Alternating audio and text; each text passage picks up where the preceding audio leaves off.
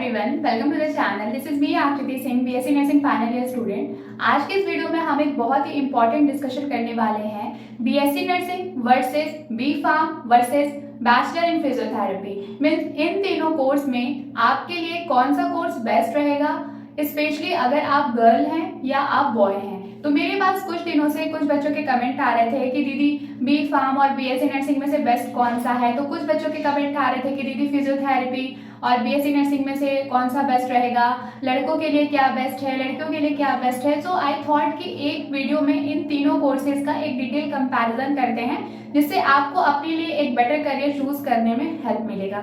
तो video start करने के पहले मैं आपको एक और छोटा सा इंस्ट्रक्शन देना चाहती हूँ कि शायद आपको वीडियो के बैकग्राउंड से थोड़ी बहुत नॉइज है, क्योंकि अभी साइड पे थोड़ा कंस्ट्रक्शन वर्क चल रहा है, जिसकी वजह से एक्सटर्नल नॉइज आपको थोड़ा फेस करना पड़ सकता है। सो आई सजेस्ट यू कि ये सारे एक्सटर्नल नॉइजेस को आप इग्नोर करना और जो बातें मैं आपको बताने जा रही हूँ उन चीज़ों पर, उन पॉइंट्स पे फोकस करना।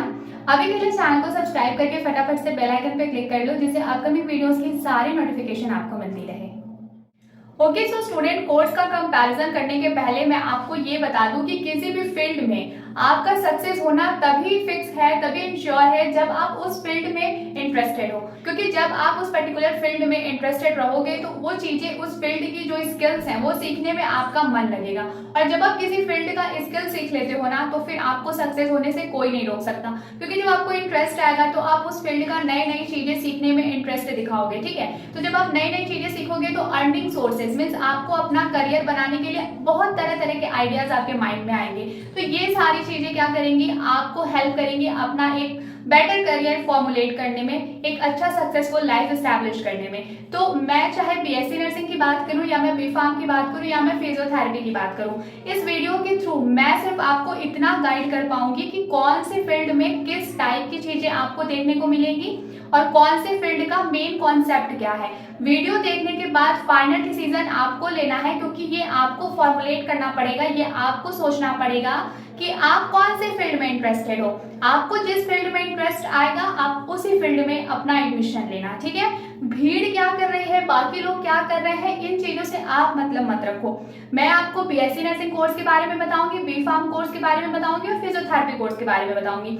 उसके बाद आप डिसाइड करना कि आप कौन से कोर्स के लिए अपने आप को सुटेबल मानते हो। तो एक चीज अपने माइंड में रख लो, किसी भी फील्ड में आप सक्सेस तभी हो पाओगे जब उस फील्ड में आपका इंटरेस्ट होगा।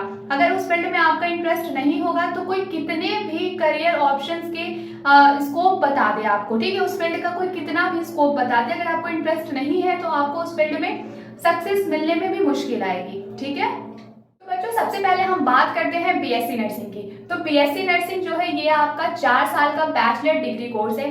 अगर आप इस कोर्स को कंप्लीट कर लोगे तो आप एक नर्सिंग ग्रेजुएट हो जाओगे। मीन्स नर्सिंग फील्ड में आपके पास एक ग्रेजुएशन की डिग्री होगी, आप अपने आप को as a nursing graduate consider करोगे। ठीक है, अब इसके करियर स्कोप की बात करें तो बच्चों अभी हमारे इंडिया में जो सिनेरियो चल रहा है, जो नर्सिंग फील्ड का स्टेटस है, आप एक सक्सेसफुल नर्स तभी कहलाओगे जब आप एक गवर्नमेंट जॉब करोगे। ठीक है, तो जो नर्सिंग का या फिर कह लो बीएससी नर्सिंग का आपका जो वर्क एरिया है वो आपका हॉस्पिटल है। यहाँ पे आपको बहुत ज्यादा एक्सप्लोर करने को नहीं मिलेगा इस कोर्स में। या तो आप टीचिंग फील्ड में जाओगे या तो आप हॉस्पिटल में क्लिनिकल सेक्टर में गवर्नमेंट जॉब के लिए ट्राई करोगे। आजकल बहुत ज्यादा बच्चे, मान के चलो आप 80% या फिर मैं कह लूं 95% बीएससी नर्सिंग करने वाले हर एक स्टूडेंट का यही ड्रीम है कि फटाफट से बीएससी नर्सिंग कंप्लीट हो जाए, उसके बाद गवर्नमेंट जॉब ले लूंगी या ले लूंगा और 80,000 90,000 सैलरी होगी और फिर आराम से हॉस्पिटल में जॉब करेंगे, किसी गवर्नमेंट हॉस्पिटल में।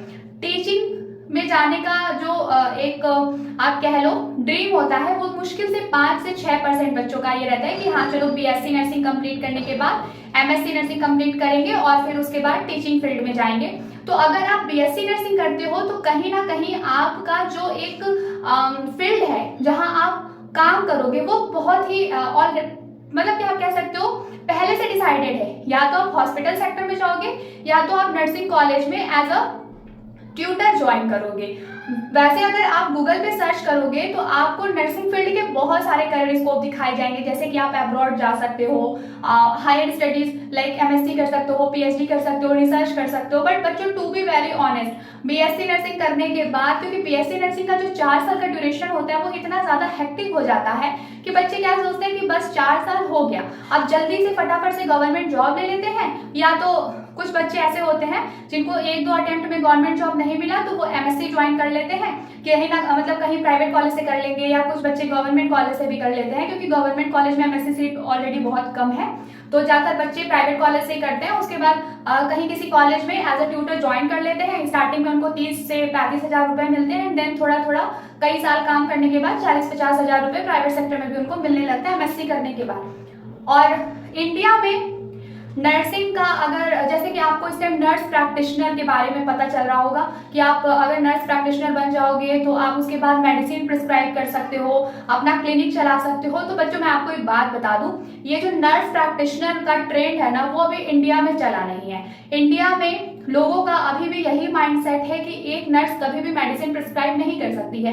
तो अगर आप नर्स प्रैक्टिशनर बन के मेडिसिन प्रिस्क्राइब करने का सोच रहे हो तो वहां पे अपना करियर बनाना अभी बहुत मुश्किल है। ये बहुत नया नया आया है और इस फील्ड में अभी उतना कुछ ट्रेंडिंग पे नहीं चल रहा है। तो नर्सिंग करियर की जो बात है वो वही कंजर्वेटिव फील्ड है, या तो आप टीचिंग में जाओ या तो आप हॉस्पिटल में जाओ, जिसमें से अराउंड 95% बच्चे हॉस्पिटल में ही जाना चूज करते हैं और उनका यही टारगेट रहता है कि वो पढ़ाई पूरी करने के बाद गवर्नमेंट जॉब ले लेंगे, क्योंकि गवर्नमेंट जॉब की जो सैलरी होती है वो 40,000 से स्टार्ट होती है और अप टू 80,000-90,000 तक मिलती है, क्योंकि नर्सिंग ऑफिसर्स की सैलरी अच्छी होती है और बीएससी नर्सिंग करने वाले बच्चों का यही ड्रीम होता है कि वो नर्सिंग ऑफिसर बने। अब आपका वर्क प्रोफाइल या इस फील्ड का ड्रॉबैक क्या है? तो देखो, बीएससी नर्सिंग का जो मुझे सबसे बड़ा ड्रॉबैक ये लगता है कि जब आप बीएससी नर्सिंग कोर्स स्टार्ट करते हो तो फर्स्ट ईयर से आप कॉलेज जाते हो, ठीक है, फर्स्ट ईयर से लेकर के फाइनल ईयर तक आप कॉलेज जाओगे, हॉस्पिटल में नर्सिंग प्रोसीजर सीखोगे, कॉलेज जाओगे, हॉस्पिटल में नर्सिंग प्रोसीजर सीखोगे। थ्योरी के लिए कॉलेज और प्रैक्टिकल के लिए या तो आपको कुछ प्रैक्टिकल्स लैब में बताए जाएंगे, कुछ प्रैक्टिकल्स हॉस्पिटल्स में बताए जाएंगे। 4 साल हॉस्पिटल में एज अ नर्सिंग स्टूडेंट आप काम करोगे, इंटर्नशिप में लास्ट के 6 महीने आप एज अ नर्सिंग इंटर्न काम करोगे एंड देन आप फिर से हॉस्पिटल, अगर आपको गवर्नमेंट जॉब लकीली मिल जाती है तो फिर से आप पूरी जिंदगी हॉस्पिटल में ही काम करोगे। तो मतलब बीएससी नर्सिंग करने के बाद ना आपको अलग अलग फील्ड एक्सप्लोर करने को नहीं मिलेगा। आपको अगर एक बार जॉब मिल गई तो आपका वही डेली का रूटीन रहेगा, सुबह उठना, ड्यूटी जाना, पेशेंट की फाइल मेंटेन करना, जो मेडिसिन डॉक्टर ने जिस टाइम पे लगाने के लिए कहा है उस ऑर्डर को फॉलो करना, बस यही सारी चीजें रहेंगी, कुछ अलग आपको नहीं मिलेगा। और अगर आप अपने इंटरेस्ट से बीएससी नर्सिंग में नहीं जाओगे तो एक टाइम के बाद आपको ऐसा लगेगा कि यार मतलब एक ही रूटीन है, कुछ अलग हो ही नहीं रहा, आप बोर फील करोगे। और ये फैक्ट है, क्योंकि मैं बीएससी नर्सिंग इंटर्न हूँ और अब मतलब लाइक 4 साल में हॉस्पिटल में एज अ नर्सिंग स्टूडेंट काम करके मैं इतनी ज्यादा बोर हो चुकी हूँ कि अब मेरा मन ही नहीं कर रहा कि मैं किसी गवर्नमेंट नर्सिंग जॉब के लिए प्रिपेयर करूँ, क्योंकि मुझे ऐसा माइंड में आता है कि हॉस्पिटल में जॉब करूंगी तो क्या नया हो जाएगा, बस ये है कि अभी मुझे सैलरी नहीं मिल रही, उस टाइम पे मुझे सैलरी मिलेगी। बहुत से लोग ऐसा बोलते हैं कि अरे पैसा है तो सब कुछ है, बट ये फीलिंग ना हमारे अंदर कुछ दिन तक ही रहती है। एक टाइम के बाद अंदर से मतलब एक होता है ना कि मन अपने आप को कहता है कि मुझे थोड़ी फ्रीडम चाहिए। और अगर आप एक बार बीएससी नर्सिंग करने के बाद गवर्नमेंट जॉब में आ जाओगे तो आपको day shift, night shift, evening shift करना पड़ेगा, कोई लीव नहीं मिलेगा, बहुत थोड़ा बहुत लीव मिलता है, ठीक है। और एक और रियलिटी मैं आपको बताना चाहती हूँ स्टूडेंट, कान खोल के सुन लो, बीएससी नर्सिंग करने का एक सबसे बड़ा जो मेजर रीजन है बच्चों में क्यों ट्रेंडिंग में है ये कोर्स, क्योंकि एक पोस्ट आई है that is nursing officer. Nursing officer की जो सैलरी है वो अराउंड 80,000 है। तो बीएससी नर्सिंग करने का क्रेज बॉयज और गर्ल्स में इसलिए इतना ज्यादा बढ़ा हुआ है, उनको लगता है कि बीएससी नर्सिंग करने के बाद तुरंत गवर्नमेंट जॉब मिल जाएगी। तो रियलिटी देख लो, आप खुद सोचो, हर साल कितने ज्यादा number of candidate BSc nursing करके पास आउट हो रहे हैं, लेकिन वैकेंसी कितनी, क्या मान लो 1 लाख स्टूडेंट अगर पास हो रहे हैं पर ईयर, तो क्या 1 लाख वैकेंसी आ रही है? नहीं ना, वैकेंसी आपकी 10,000, 20,000, 30,000 बस इतनी ही आ रही है। मान लो अगर 1 लाख स्टूडेंट ने पास किया बीएससी नर्सिंग, 30,000 वैकेंसी आ रही है, तो बाकी 70,000 किधर जाएंगे? आप ये रेशियो भी देखो। और एक और चीज, आप भीड़ का हिस्सा मत बनो। अभी वैकेंसी आ रही है, लेकिन अगर आप 2025 में बीएससी नर्सिंग में एडमिशन ले रहे हो तो आप 4 साल बाद 2029 में बीएससी नर्सिंग पास आउट करके निकलोगे। तो जरूरी नहीं है कि अगर अभी वैकेंसी आ रही है तो उस टाइम पे भी उतनी ही ज्यादा वैकेंसी आए। तो अगर आप बीएससी नर्सिंग सिर्फ इसलिए करना चाह रहे हो कि आपको गवर्नमेंट जॉब बड़ी इजीली मिल जाएगी, तो मैं आपको कहूंगी कि आपके पास और भी बेटर करियर ऑप्शंस हैं। एक बार उसके बारे में भी जान लो, सोच लो, समझ लो, उसके बाद बीएससी नर्सिंग ज्वाइन करना। क्योंकि BSc nursing is not just about government job, ठीक है। ऐसा जरूरी नहीं है कि अगर आप बीएससी नर्सिंग कर लोगे तो आपको गवर्नमेंट जॉब मिल ही जाएगी। जितना स्ट्रगल बीएससी नर्सिंग के 4 साल में आप करोगे, उससे 10 गुना ज्यादा स्ट्रगल आपको करना पड़ेगा एक बीएससी नर्सिंग की गवर्नमेंट जॉब लेने के लिए, ठीक है। ये हार्श रियलिटी है जो आप सबको जाननी चाहिए। दूसरी चीज, बीएससी नर्सिंग में कुछ लोगों को ये लगता है कि अरे नर्स और डॉक्टर में कोई डिफरेंस थोड़ी होता है। भाई बहुत बड़ा डिफरेंस होता है। डॉक्टर डॉक्टर होता है, नर्स नर्स होती है, या नर्स नर्स होता है। आपका काम है जो ट्रीटमेंट डॉक्टर ने प्लान किया है जस्ट उस ट्रीटमेंट को फॉलो करना। आप कभी भी इंडिपेंडेंटली मेडिसिन प्रिस्क्राइब नहीं करोगे अगर आपने सिर्फ बीएससी नर्सिंग किया हुआ है। सिर्फ एक बीएससी नर्सिंग ग्रेजुएट कभी भी इतना एलिजिबल नहीं है कि वो कोई मेडिसिन प्रिस्क्राइब करे। आप अपना कभी कोई प्राइवेट क्लिनिक नहीं खोल सकते। ये सारे रेस्ट्रिक्शंस हैं जो आपको फॉलो करना पड़ेगा। अगर आप बीएससी नर्सिंग करते हैं तो आप या तो अपनी पूरी life as a staff nurse किसी, या तो मान लीजिए आपने बहुत मेहनत करी है और आप नर्सिंग ऑफिसर बन गए हैं और आपको कोई गवर्नमेंट जॉब मिल गई है जैसे कि रेपुटेड सेंट्रल हॉस्पिटल्स में, तो आपकी पूरी लाइफ हॉस्पिटल के जॉब में निकल जाएगी। या फिर अगर आपने बीएससी करने के बाद एमएससी नर्सिंग करी है तो आप कॉलेज में as a tutor, as a lecturer अपना करियर बना सकते हो। आपके पास इंडिया में बीएससी नर्सिंग करने के बाद यही 2 सेफ करियर ऑप्शंस है। सिर्फ to be very honest, Google पे सर्च करोगे तो बहुत सारे करियर ऑप्शंस मिलेंगे, लेकिन अगर सच्चाई देखा जाए तो सिर्फ यही 2 बेस्ट करियर ऑप्शन है जो आप बीएससी नर्सिंग करने के बाद ऑप्ट कर सकते हो, ठीक है। या तो आप एमएससी नर्सिंग करके टीचिंग फील्ड में चले जाओ, किसी अच्छे नर्सिंग कॉलेज में टीचिंग कराओ, या फिर मतलब पढ़ाओ as a tutor, as a teacher, या फिर आप गवर्नमेंट एग्जाम की तैयारी करो। गवर्नमेंट हॉस्पिटल के साइड से जब वैकेंसी आएगी तो अच्छे से अगर आपकी तैयारी हुई रहेगी तो आपका सिलेक्शन हो जाएगा। आपको गवर्नमेंट स्टाफ नर्स की या नर्सिंग ऑफिसर जो भी वैकेंसी आई रहेगी उसके हिसाब से जॉब मिल जाएगी। लेकिन एक चीज ये भी जान लो, आप 2025 में बीएससी नर्सिंग में एंटर हो रहे हो, आप कहीं 2029 में जाकर के पास आउट हो गए, अभी वैकेंसी आ रही है, ये गारंटी नहीं है कि 2029 में भी इतनी ज्यादा वैकेंसी आए, क्योंकि हर साल वैकेंसी आ रही है तो रिक्रूटमेंट हो रहा है। जिन स्टाफ्स की कमी है वो कमी भरपूर हो रही है, पूरी हो रही है। तो 2029 में वैकेंसी तभी आएगी बेटा जब सीट खाली रहेगी। अगर नहीं खाली रहेगी तो वैकेंसी नहीं आएगी, ठीक है। और बीएससी नर्सिंग करके आप इंडिपेंडेंटली कभी काम नहीं कर सकते। आपको हमेशा किसी मेडिकल एडवाइजर के अंडर ही रह करके काम करना होगा, क्योंकि नर्स का जो एक काम होता है वो ये होता है कि वो जो डॉक्टर ने ट्रीटमेंट प्लान किया है उस ट्रीटमेंट को पेशेंट तक अच्छे से पहुंचाना, ठीक है। पेशेंट की जो ट्रीटमेंट फाइल है उसको मेंटेन करना। 8 घंटे की शिफ्ट है तो उस 8 घंटे के शिफ्ट में पेशेंट का ध्यान रखना, ये नर्सिंग वर्क होता है, ठीक है। अब आप चाहे सेंट्रल हॉस्पिटल में चले जाओ, चाहे आप स्टेट लेवल के हॉस्पिटल में रहो, या फिर आप किसी प्राइवेट हॉस्पिटल में काम करो, आपका काम यही रहेगा। हॉस्पिटल का काम एज अ नर्स कभी चेंज नहीं होता है। अभी शायद कमेंट में कुछ लोग ये बोलने आ जाएंगे कि अरे एम्स में ऐसा नहीं होता, बीएचयू में ऐसा नहीं होता। क्यों नहीं होता? क्या एम्स और बीएचयू के नर्सेस कुछ और काम करती हैं?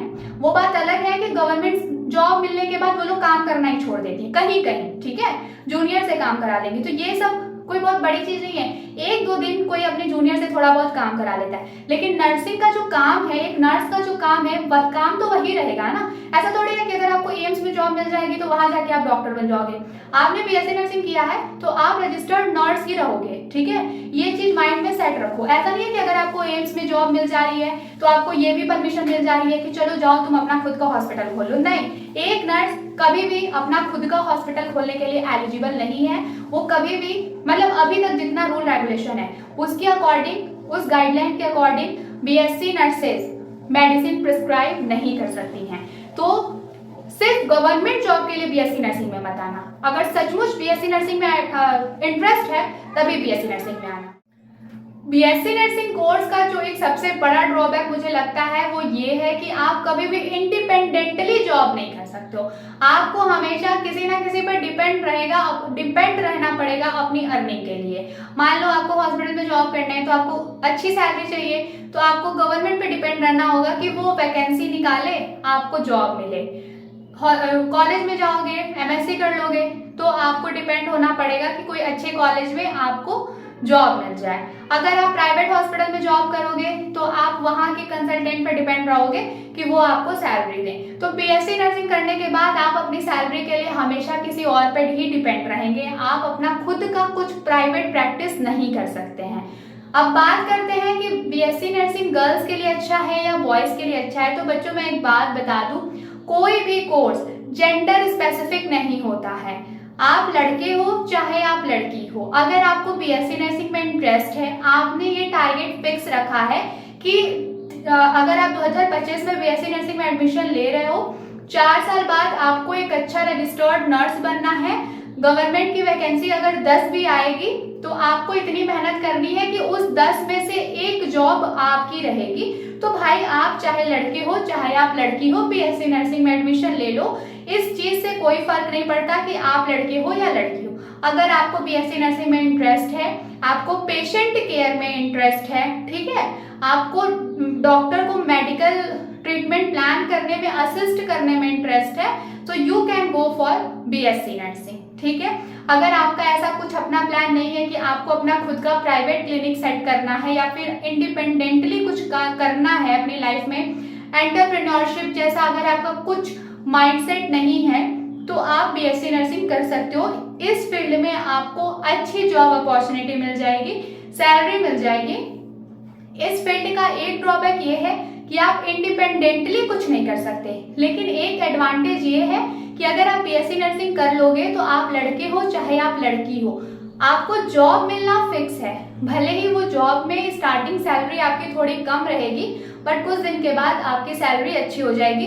तो बीएससी नर्सिंग करने के बाद आप जॉबलेस नहीं रहोगे, आपके पास जॉब रहेगी ये कंफर्म है, लेकिन गवर्नमेंट जॉब रहे ये कंफर्म नहीं है, ठीक है। So I hope BSc nursing को लेकर के आपका जो कंफ्यूजन था वो क्लियर हो गया होगा। ओके सो स्टूडेंट, अब हम बात करते हैं बी फार्म की, that is bachelor in pharmacy. तो बच्चों जो बैचलर इन फार्मेसी है, मेरी बात बहुत ध्यान से सुनिएगा, मैं बी फार्म की बात कर रही हूँ, डी फार्म की नहीं। डी फार्म आपका 2 साल का डिप्लोमा इन फार्मेसी होता है, लेकिन मैं इस वीडियो में उसके बारे में बात नहीं कर रही हूँ। मैं इस वीडियो में बी फार्म की बात कर रही हूँ, that is bachelor in pharmacy, ठीक है। तो अगर आप बी फार्म करते हैं, इसका मतलब आप फार्मास्यूटिकल्स के फील्ड में काम करेंगे। तो सीधी सी बात यह है कि अगर आप बीएससी नर्सिंग में इंटरेस्टेड नहीं हो, आपको किसी का ऑर्डर फॉलो करने में कुछ खास इंटरेस्ट नहीं है, आपका दवाएं कह लो या दवाइयां कह लो या मेडिसिन फॉर्मुलेट करने में इंटरेस्ट है, मेडिसिन बनाने में इंटरेस्ट है, आपको केमिस्ट्री में इंटरेस्ट है, तो बच्चों आपको अपने लिए बी फार्म चूज करना चाहिए, ना कि बीएससी नर्सिंग या फिर फिजियोथेरेपी।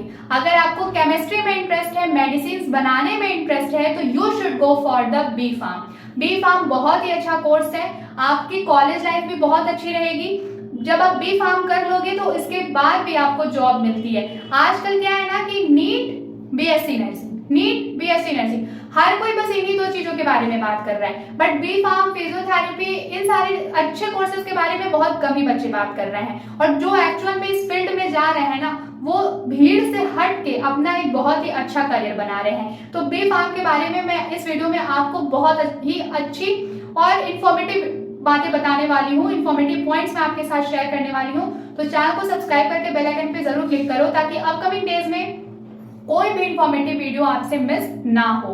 तो बी फार्म भी आपका बीएससी नर्सिंग की तरह 4 साल का ही कोर्स है, लेकिन बी फार्म बहुत ही अलग फील्ड है बीएससी नर्सिंग के कंपैरिजन में। बी फार्म, जहां मैंने आपसे कहा कि बीएससी नर्सिंग आपको बहुत ज्यादा चीजें एक्सप्लोर नहीं करने देगा, लेकिन बी फार्म में आपको बहुत चीजें एक्सप्लोर करने को मिलेगी। आपको कॉलेज अच्छा मिलेगा, आपकी कॉलेज लाइफ अच्छी होगी, आप कॉलेज में लैब में प्रैक्टिकल सीखोगे, हॉस्पिटल में भी आपकी ड्यूटी लगाई जाएगी, तो आपको बहुत सारी चीजें सीखने को मिलेगा, ठीक है। बी फार्म इज समथिंग जहां पे आप कई सारे रास्ते एक्सप्लोर करोगे बेटा। आपके पास बहुत अच्छे अच्छे करियर ऑप्शंस रहेंगे, मतलब है ना कि मान लो आपके पास 10 करियर ऑप्शन है, आप उसमें से कोई एक ऑप्शन अपने लिए चूज कर लो अपनी एबिलिटी के बेसिस पे। तो बी फार्म अगर आप चूज करते हो तो आप फार्मास्यूटिकल्स के फील्ड में, मेडिसिन के फील्ड में अपना अच्छा करियर बना पाओगे। आप मेडिसिन फॉर्मुलेट करना सीखोगे बी फार्म में, ठीक है। आपकी केमिस्ट्री अच्छी है, आपको केमिस्ट्री में इंटरेस्ट है, तो I suggest you should definitely go for B pharm, बिना कोई डाउट के, ठीक है। बिना 2 बार 4 बार 10 बार सोचे आप बी फार्म चूज करो। बी फार्म में करियर ऑप्शन क्या है मैं आपको बताती हूँ। अगर आप किसी अच्छे कॉलेज से 4 साल बी फार्म करोगे, मेरी बात ध्यान से सुनना, किसी अच्छे कॉलेज से, बहुत सारे ऐसे कॉलेज हैं जो जस्ट आपको डिग्री दे देते हैं बट प्रैक्टिकल नॉलेज नहीं देते हैं, इसलिए मैं कह रही हूँ अगर आप किसी अच्छे कॉलेज से बी फार्म करेंगे जहां आपको theory as well as practical knowledge दोनों दी जा रही है, तो जब आपके 4 साल के बी फार्म कंप्लीट होगा ना आपका, तो आपके कॉलेज में अच्छी अच्छी कंपनीज प्लेसमेंट के लिए आती हैं, आपको जॉब देने के लिए आती हैं। कुछ अच्छी रेपुटेड कंपनीज जैसे कि मैनकाइंड, सिप्ला, ये सब कितनी ज्यादा अच्छी बड़ी मेडिसिन कंपनीज हैं, आपको पता होगा। तो इन सारी अच्छी अच्छी फार्मास्यूटिकल्स कंपनीज में आपको जॉब मिलता है। तो मैं तो सर सिर्फ 2 कंपनीज का नाम बताई हूँ, मोर than hundreds of pharmaceuticals companies हैं इंडिया में। तो आप बी फार्म करके इंडिया में एज वेल एज आप इंडिया के बाहर भी करियर बना सकते हो, बट मैं अपने चैनल के थ्रू कभी भी बच्चों को इंडिया के बाहर जाने सजेस्ट नहीं करती, क्योंकि भाई आप इंडिया में पैदा हुए हो, अपनी एजुकेशन इंडिया में आपने पूरी करी है, तो आप की क्या ड्यूटी है, आप अपनी नॉलेज को इंडियन सिटीजन के लिए यूज करो, है ना। इसलिए मैं सबको ये सजेस्ट करती हूँ कि अगर इंडिया में पढ़े हो तो इंडिया में ही, बस मैं बता दे रही हूँ कि अब्रॉड या इंडिया के बाहर भी जाना आपके पास ऑप्शन है, बट उस बारे में अगर आप चाहते हो तो आप खुद ही सर्च कर लेना, क्योंकि ना तो मेरा खुद का कोई प्लान है इंडिया छोड़ के जाने का, ना मैं चाहती हूँ कि कोई भी बच्चा इंडिया के बाहर जाए। मैं सच कहूँ तो मैं ये चाहती हूँ कि अगर आप इंडिया में पढ़े हो तो अपने नॉलेज को इंडिया को बेटर बनाने में यूज करो, यूटिलाइज करो, इंडिया छोड़ के भागो नहीं, ठीक है। तो अगर आप बी फार्म करते हो बच्चों, तो बी फार्म करने के बाद आपको वेरियस मोर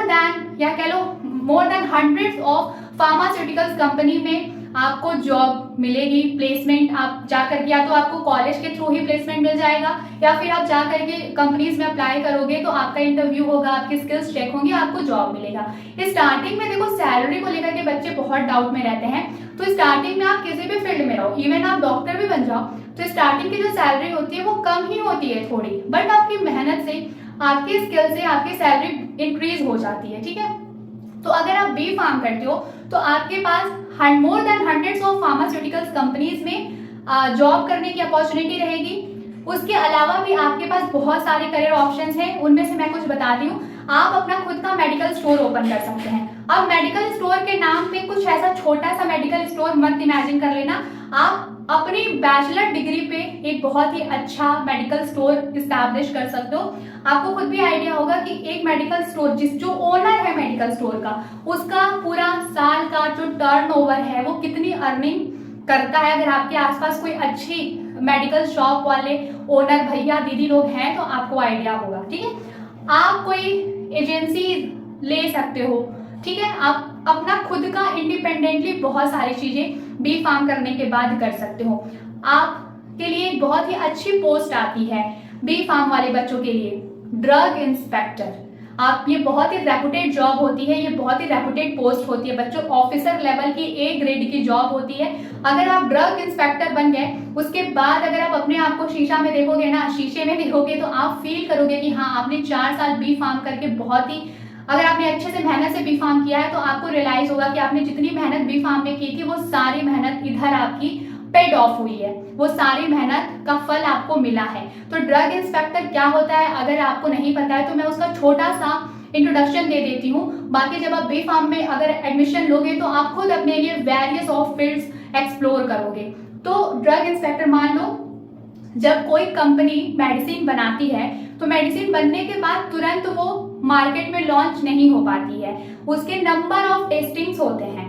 कई बार उस मेडिसिन को टेस्ट किया जाता है कि वो अगर पब्लिक के बीच आएगा, पब्लिक उसे लेगी तो क्या वो सचमुच बीमारी को ठीक करेगा, वो दवाई के सचमुच बीमारी को ठीक करेगी, उसके साइड इफेक्ट्स तो नहीं है, अगर है तो कितना ज्यादा, कितने ग्रेड का साइड इफेक्ट है, ये सारी चीजें कौन चेक करेगा? वही तो चेक करेगा ना जिसके पास नॉलेज है फार्मास्यूटिकल फील्ड का, जिसके पास मेडिसिन की केमिस्ट्री का नॉलेज है, वो होता है ड्रग इंस्पेक्टर। और ड्रग इंस्पेक्टर कौन होता है? जिस बच्चे ने 4 साल बहुत ही मेहनत के साथ बी फार्म कोर्स किया है, जिसके पास बी फार्म की एक अच्छी डिग्री है, जिसने मेहनत से पढ़ाई करी है, 4 साल बी फार्मा कोर्स किया है, वो बच्चा ड्रग इंस्पेक्टर बन सकता है। और अगर आप एक बार ड्रग इंस्पेक्टर बन जाओगे तो आपकी सैलरी भी अच्छी होगी, आपकी जॉब प्रोफाइल भी अच्छी होगी। और अगर सैलरी अच्छी है, आप अपने जॉब से सेटिस्फाइड हो, तो लाइफ में बाकी चीजें तो आप अपने आप ही फॉर्मुलेट कर सकते हो, अपनी लाइफ को अपने अकॉर्डिंग आप सेट कर सकते हो, ठीक है। इसके अलावा अगर हायर स्टडीज की बात करें तो बी फार्म करने के बाद आप एम फार्म,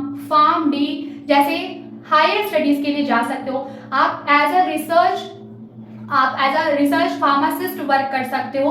आपके पास वेरियस ऑफ फील्ड्स होंगे एक्सप्लोर करने के लिए, जॉब करने के लिए। आप सिर्फ देखो, बहुत सारे लोगों को लगता है कि बी फार्म करके सिर्फ मेडिकल स्टोर ही तो ओपन करते हैं। नहीं, बी फार्म करने के बाद आपके पास बहुत ही अच्छे अच्छे जॉब के ऑप्शंस होते हैं।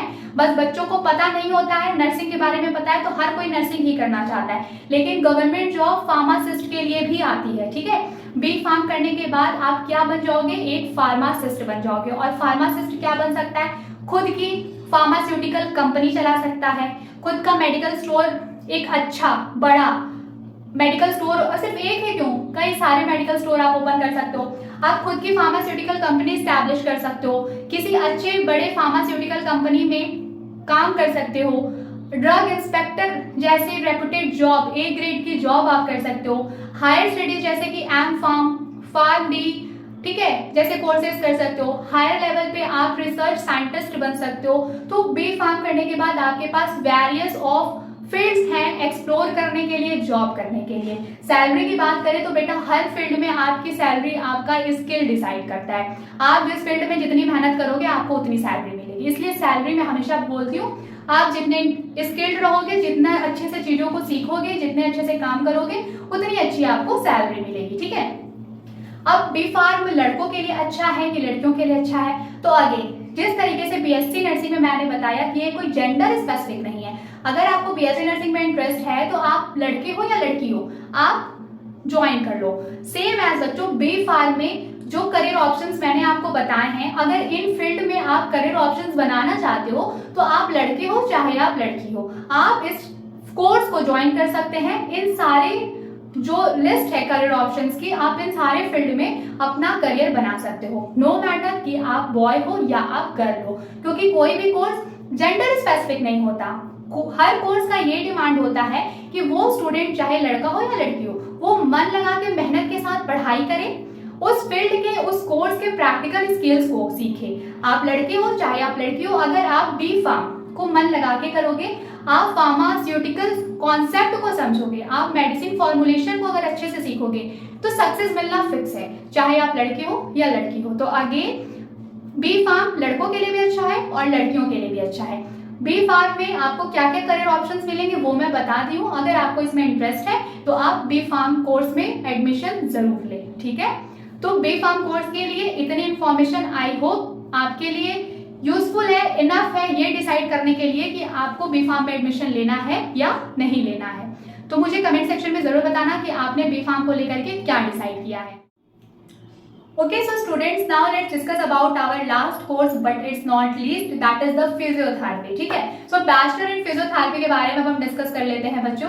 तो bachelor in physiotherapy that is BPT. Again please बेटा कंफ्यूज मत होना, मैं बैचलर इन फिजियोथेरेपी की बात कर रही हूँ। डिप्लोमा भी होता है फिजियोथेरेपी में जो कि सिर्फ 2 साल का होता है, लेकिन मैं इस वीडियो में 4 साल वाले फिजियोथेरेपी की बात कर रही हूँ जो कि एक ग्रेजुएशन कोर्स है, ठीक है, जो डिग्री कोर्स है, बैचलर कोर्स है।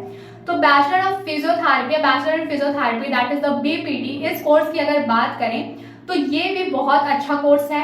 अगर आपका सपना है अपना खुद का प्राइवेट क्लिनिक ओपन करने का, तो सीधी बात करते हैं स्ट्रेट फॉरवर्ड, अगर आपका सपना है खुद का प्राइवेट क्लिनिक ओपन करने का, पेशेंट को डायरेक्टली ट्रीटमेंट प्रोवाइड करने का, so you should go for the BPT that is the bachelor in physiotherapy. BPT करने के बाद आपको किस तरीके से जॉब करना होगा वो मैं बताऊंगी, बट उसके पहले थोड़ा सा इसके एकेडमिक ईयर्स की बात कर लेते हैं। तो बच्चों ये जो कोर्स है ये आपका वैसे तो 4.5 ईयर, अगर आप गूगल करोगे तो आपको ये कोर्स दिखेगा 4.5 साल का, जो कि 4 साल आपका एकेडमिक होता है और 6 महीने आपकी इंटर्नशिप होती है। बट टाइम टू टाइम जो गाइडलाइंस होती है बच्चों को थोड़ा थोड़ा चेंज होता रहता है। तो शायद अगर आप 2025 में फिजियोथेरेपी में एडमिशन लेते हो तो ऐसा हो सकता है कि आपका क्या है कि आपको लाइक 4 साल में ही इंटर्नशिप भी आपके इंक्लूड रहे, अलग से 6 महीने की इंटर्नशिप ना करनी पड़े। बट ऐसा भी हो सकता है कि आपको अलग से 6 महीने की इंटर्नशिप करनी पड़े। तो अगर 4 साल के बाद आपको अलग से 6 मंथ की इंटर्नशिप करनी होगी तो आपको 4.5 ईयर्स का आपका ये कोर्स है। और अगर किसी किसी कॉलेज में 4 साल में ही आपकी इंटर्नशिप इंक्लूड होती है बेस्ड ऑन द क्रेडिट और आर्ट्स, तो वो आपका 4 साल में हो जाए। ठीक है, तो मतलब मान के चलो आपका bachelor in physiotherapy that is BPT 4.5 years that is 4.5 साल का कोर्स है। ठीक है, क्योंकि ये कोर्स करने के बाद आपके पास अपॉर्चुनिटी होगी, आप अपना खुद का प्राइवेट क्लिनिक ओपन कर सकते हो। फिजियोथेरेपी का काम क्या होता है? तो बच्चों, फिजिकल डैमेज को ठीक करना, रिहैबिलिटेटिव केयर प्रोवाइड करना फिजियोथेरेपिस्ट का काम होता है। तो आप जब एक बारी बीपीटी कंप्लीट कर लोगे, आप जब फिजियोथेरेपी कंप्लीट कर लोगे 4.5 साल का अपना course, so you will be considered as a physiotherapist. ठीक है, तब आप एक फिजियोथेरेपिस्ट बन जाओगे। फिजियोथेरेपिस्ट बनने के बाद आपको जॉब कैसे मिलेगी? तो फिजियोथेरेपिस्ट बनने के बाद अगेन आपके पास ऑप्शन है, आप मास्टर्स इन फिजियोथेरेपी कर सकते हो, आप बीपीटी के बाद एमपीटी कर सकते हो। अगर आपने एमपीटी कर लिया तो आपके पास जो एक करियर ऑप्शन का रास्ता है वो 10 टाइम्स ज्यादा इंक्रीज हो जाएगा। आपकी प्राइवेट क्लिनिक ज्यादा बेटर चलेगी अगर आप मास्टर्स इन फिजियोथेरेपी कर लोगे, क्योंकि जब आप सिर्फ बैचलर इन फिजियोथेरेपी करोगे तो आपका जो रिहैबिलिटेटिव केयर है वो कोई स्पेसिफिक नहीं होगा। लेकिन आप एक अगर मास्टर इन फिजियोथेरेपी कर लोगे, मान लो आपने न्यूरोटिक साइंस, ठीक है, आपने न्यूरो की फिजियोथेरेपी के फील्ड में एमपीटी कर लिया, ठीक है, कार्डियक एक पर्टिकुलर चीजें होती है ना, स्पेसिफिक फील्ड्स होते हैं। अगर आपने किसी एक स्पेसिफिक फील्ड में मास्टर्स इन फिजियोथेरेपी कर लिया बीपीटी कंप्लीट करने के बाद, तो प्राइवेट क्लिनिक ओपन करना और उस क्लिनिक का सक्सेसफुली एस्टैब्लिश्ड होना 10 टाइम्स इंक्रीज हो जाएगा। 10 गुना ज्यादा चांसेस बढ़ जाएंगे कि आपकी प्राइवेट क्लिनिक बहुत ही अच्छे से एस्टैब्लिश हो जाए। सो आई सजेस्ट यू बच्चों कि अगर आप बैचलर इन फिजियोथेरेपी को अपने लिए चूज करते हो तो अपना माइंड सेट करके चलना कि बीपीटी करने के बाद आपको एमपीटी भी करना है। ठीक है, तो फिजियोथेरेपी आप अपना खुद का प्राइवेट क्लिनिक भी चला सकते हो और उसके अलावा आप किसी हॉस्पिटल में एज अ फिजियोथेरेपिस्ट भी ज्वाइन कर सकते हो। फिजियोथेरेपिस्ट जिस तरीके से बाकी डॉक्टर्स होते हैं वैसे ही एक फिजियोथेरेपिस्ट भी होता है। फिजियोथेरेपिस्ट का काम मैं आपको थोड़ा शॉर्ट में समझाती हूँ। मान लो एक हॉस्पिटल में पेशेंट आया, ठीक है, ये पेशेंट आया है, इसका एक्सीडेंट हो गया था, जस्ट सपोज, तो एक्सीडेंट हुआ, एक्सीडेंट होने के बाद फिजिकल डैमेज आए, लाइक इस हाथ का मूवमेंट पैरालाइज हो गया या इंटरनल इंजरीज हैं या स्पाइन का कुछ इशू हो गया जिसकी वजह से अब वो पेशेंट खड़ा नहीं हो पा रहा है, चल नहीं पा रहा है, तो डॉक्टर उसको प्राइमरी ट्रीटमेंट प्रोवाइड करेंगे। जो मेडिसिन का कोर्स होगा, एंटीबायोटिक, एनाल्जेसिक, पेन किलर, मतलब analgesic pain killer both are same, antibiotic, ठीक है, एंटीपायरेटिक, एनाल्जेसिक्स, ये सारे ड्रग्स तो उसको डॉक्टर्स देंगे। बट फिजिकल एक्टिविटी दोबारा से उस पेशेंट में आ पाए, वो पेशेंट दोबारा से अपने पैरों पे खड़ा हो पाए, ये ड्यूटी किसकी होती है? फिजियोथेरेपिस्ट की। तो फिजियोथेरेपिस्ट का रोल बहुत बड़ा होता है। आप किसी एक ऐसे इंसान को जो एक्सीडेंट के बाद बेड पे पड़ गया था, उस इंसान को दोबारा से अपने पैरों पे खड़ा करने का साहस रखोगे अगर आप फिजियोथेरेपिस्ट बन जाओगे। आपके पास पावर होगा दोबारा से किसी में फिजिकल एबिलिटी डेवलप कराने का। ठीक है, तो सिर्फ एक्सीडेंटल केस ही नहीं, बहुत सारे ऐसे डिसऑर्डर्स होते हैं, ऐसे डिजीज कंडीशंस होते हैं। मान लो अगर किसी को न्यूरोटिक डिजीज कंडीशंस हैं, न्यूरल स्पाइन से रिलेटेड कुछ इश्यूज हैं, तो ऐसे पेशेंट में क्या होता है, ऐसे मरीजों में क्या होता है बेटा, उनका स्पाइन डैमेज होने लगता है जिसकी वजह से वो सही से चल नहीं पाते हैं, पैरालाइज्ड हो जाते हैं। तो उनको फिजियोथेरेपिस्ट रिहैबिलिटेटिव केयर प्रोवाइड करते हैं, डेली बेसिस पे एक्सरसाइज कराते हैं जिससे दोबारा से उन पेशेंट्स में फिजिकल पावर रीगेन होता है। तो फिजियोथेरेपिस्ट का क्या काम होता है? जो बॉडी डिसेबल हो चुकी है, अब काम नहीं कर रही है, फिजिकल एक्टिविटी नहीं कर रही है, जिस बॉडी में मूवमेंट नहीं हो रहा है, जॉइंट्स का मूवमेंट नहीं हो रहा है, बहुत ज़्यादा पेन है, उन सारी चीज़ों को ठीक करने का काम होता है फिजियोथेरेपिस्ट का। इसलिए फिजियोथेरेपिस्ट के पास ये अथॉरिटी है कि वो अपना खुद का प्राइवेट क्लिनिक ओपन कर सकते हैं। और आप अगर एक बार एनपीटी कर लोगे, बीपीटी करने के बाद, तो प्राइवेट क्लिनिक ओपन करना और उसको सक्सेसफुली इस्टेब्लिश करने के चांसेस 10 टाइम्स बढ़ जाएंगे। ठीक है। फिजियोथेरेपी में एक और चीज होती है जो आप एज अ एंटरप्रेन्योरशिप भी अपना एक्सपेंसेस बढ़ा सकते हो। मान लो आप अपने एडिशनल अर्निंग कर सकते हो। जैसे बहुत सारे ऐसे लोग होते हैं ना जो घर पे जाकर के फिजियोथेरेपी प्रोवाइड करते हैं। सपोज कोई एक ऐसा पेशेंट है जिसका बहुत ही बुरा रोड एक्सीडेंट हुआ था, उसका जो भी ट्रीटमेंट हॉस्पिटल में चलना था चल गया। उसके बाद डॉक्टर ने कहा कि अब आप इनको घर पे ले जाइए, किसी फिजियोथेरेपिस्ट को हायर करिए और डेली वो इनको एक्सरसाइज कराएंगे, दोबारा से इनके बॉडी में मूवमेंट ले करके आएंगे। तो आप एज अ फिजियोथेरेपिस्ट आपका ये भी काम होता है कि अगर आप किसी के घर पे जाकर के उसको एक्सरसाइज करा रहे हो, उसको चलना सिखा रहे हो, ठीक है, दोबारा से उसकी बॉडी में एक बॉडी जो पैरालाइज हो चुकी है, दोबारा से उसको एक अच्छी एनर्जी, उसकी लाइफ को दोबारा से बचा रहे हो, तो आप ऑब्वियस सी बात है कि भैया जा करके कहीं किसी हॉस्पिटल सेटिंग के अलावा किसी के होम सेटिंग पे जा करके अपनी ड्यूटी कर रहे हो, तो आपके जो चार्जेस होते हैं वो, मान लो अगर आपको हॉस्पिटल में एक एवरेज अमाउंट बता रही हूँ 10,000 मिल रहे हैं, तो अगर आप किसी के घर पे जाकर के, कोई ऐसा पेशेंट है जो बेड रिडन है, वो अपने घर से आपके क्लिनिक पे नहीं आ सकता है, आपको उसके घर पे जाकर के उसको हेल्प करनी है कि वो दोबारा से अपने पैरों पे खड़ा हो पाए, तो ऐसे पेशेंट के लिए आप 2,000, 5,000, 10,000 एक्स्ट्रा चार्ज करते हो। तो फिजियोथेरेपी अगर आप करते हो बैचलर फिजियोथेरेपी, उसके बाद अगर आप फिजियोथेरेपिस्ट बन जाओगे अगर, तो आपके पास अपना खुद का प्राइवेट प्रैक्टिस करने का पूरा अपॉर्चुनिटी होगा। आप अपना खुद का प्राइवेट क्लिनिक ओपन कर सकते हो।